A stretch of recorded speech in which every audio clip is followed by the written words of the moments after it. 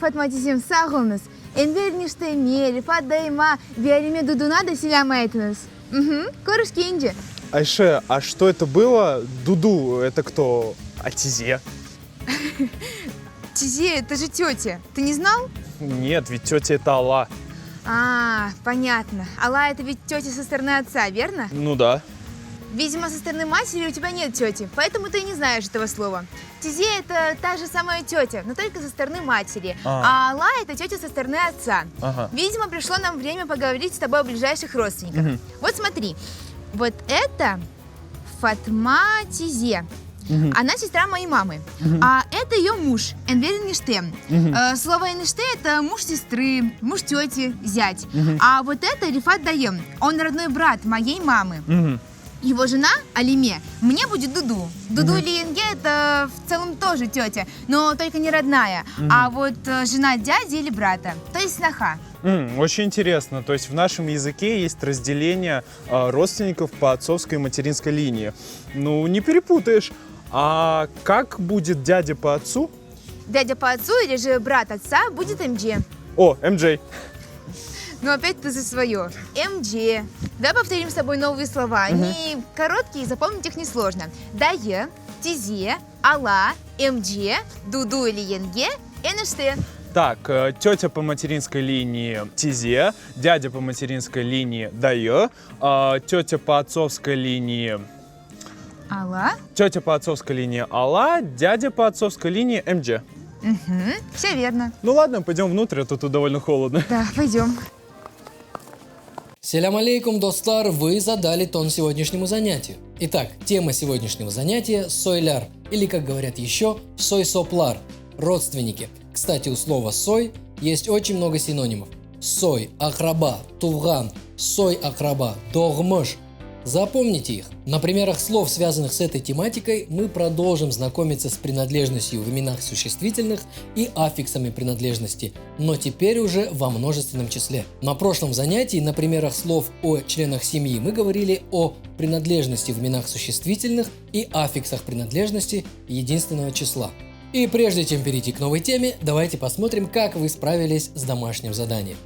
Первое задание.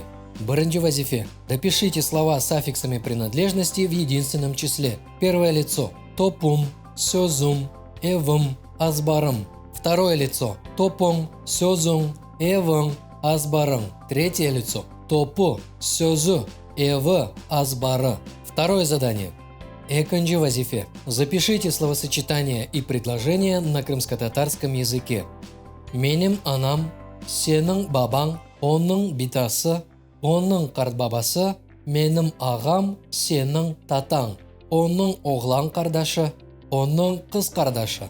Менің қорантам балабан, сенің қорантаң балабан дегіл.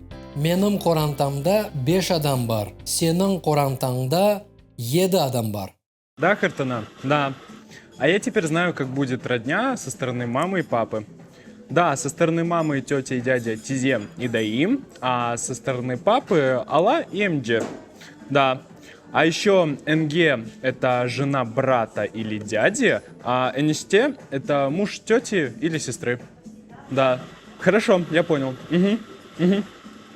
Айше, я, конечно же, не забыл, но бабушка напомнила, что у меня есть и другие родственники, например, двоюродные братья и сестры. А как они будут по-крымско-татарски? Ну, конечно, твоя бабушка права. У любого взрослого человека есть и племянники, и внуки. А тебе еще нужно узнать, как будут двоюродная сестра и двоюродный брат. Кузены, как говорят по-английски. Ну, так и турки говорят, кузен. А у нас двоюродная сестра будет эке догмуш тата. Эке – это 2, как ты уже знаешь. Догмуш – родня. Мой двоюродный брат эке догмуш агам. Моя двоюродная младшая сестра эке догмуш кыз кардашым. Мой двоюродный младший брат эке догмуш оглан кардашым. У меня есть и троюродная сестра, и получается, троюродная сестра будет меным уч догмус хыз кардашым. Уч догмуш. Уч догмуш хым кардашым. Хыз кардашым. Да, молодец. Догру. Племянница или племянник будет Диген или Торун. Торун? Но ведь это же внук. Меня так бабушка называет. Все правильно. Торун используется в 2 вариантах и значениях. Кстати, внук будет Оглан, торун, а внучка кыз торун. Ну, я запомню слово GN. Конечно, сейчас у меня племянников нет, но на будущее понадобится. И слово турун, потому что так меня называет Хартана. Мы уже выяснили, что аффиксы принадлежности подчиняются законам сингармонизма. Запомните, какие аффиксы принадлежности используются во множественном числе. Первое лицо – бзм, мыс, мис, имис, умыс, юмис. Второе лицо – сзм, мыс, нис, ыңыс, уңыс, үңис. Третье лицо – оларның, с, си, у, ю. Теперь давайте посмотрим, как происходит образование форм принадлежности во множественном числе на примере таких слов. Тизе – тетя по материнской линии. Ала – тетя по отцовской линии. Торун – внук. И сой – родственник. Первое лицо – бзым тиземыс, аламыс, торунымыс, сойумыс. Второе лицо – сызың тизеңыз, алаңыз, торуныңыз, сойуңыз. Третье лицо – оларның тизесі, аласы, торуны, сою. Как мы видим, все слова, которые заканчиваются на гласный, присоединяют аффикс, который начинается на согласный. Ала, алаңыз.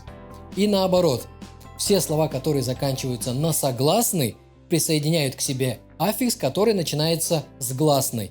Торун, торуныңыз. И, конечно же, не забываем о правилах сингармонизма. Давай потренируемся. Я буду говорить тебе словосочетания во множественном числе, а ты будешь переводить их на крымско-татарский язык. Начнем. Ваша сноха. Ага. Сизын енгенис или сизын дудунус. Наш дядя, но не родной, а со стороны тети. Дядя будет эниште, а значит бызым эништенис. Эништамыс. Эништемис. А их двоюродная сестра. Оларнын эки догмуш хыз хардашым.